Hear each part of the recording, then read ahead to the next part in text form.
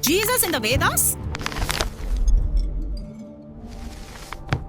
While I would not connect the real Jesus Christ to any religion or religious text like the Vedas, the concept of sacrifices and obtaining salvation from cycle of birth, death, and rebirth have been sought by many. Prajapati, meaning progenitor of beings or creator or lord of all creatures, is a key figure in Hindu mythology. The Prajapati sacrifice is a symbolic act of self-sacrifice or offering. The Aryans, who are credited with the creation of Vedic religion and Vedas, used to meditate and worship, which mainly focused on the forces of nature. They never used to worship idols. Their only way to obtain favor and appease the gods was to offer sacrifices or yajnas. All the sacrifices man thus offered years before the birth and crucifixion of Christ foreshadowed the sacrifice of Prajapati. What the Aryans preferred for a perfect sacrifice was often a lamb, symbolizing purity, gentleness, and innocence. But no sacrifice could help to overcome sin or the sinful nature in any man.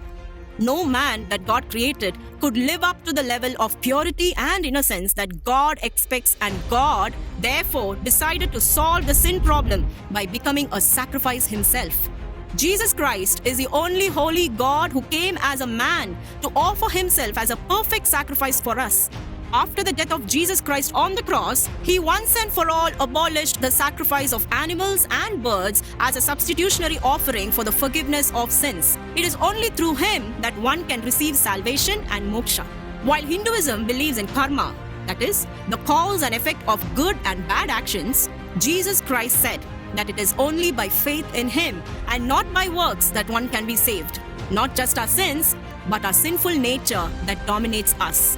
In the Bible, in Acts chapter 4, verse 12, we read that there is salvation in no one else, for there is no other name under heaven given among mortals by which we must be saved other than the name of Jesus. He is not only the savior for Christians, but for all mankind. He first came as a savior, but he is coming a second time as a judge, as a king. Till this day, people have no problem seeing a kind, a loving, or a helpless Jesus Christ hanging on the cross. But many, even Christians, find it difficult to accept the severity of Jesus Christ as the only Lord and God of all mankind coming to judge every soul. Jesus Christ is the only creator God and the only salvation for all mankind, and in no other name man can be saved.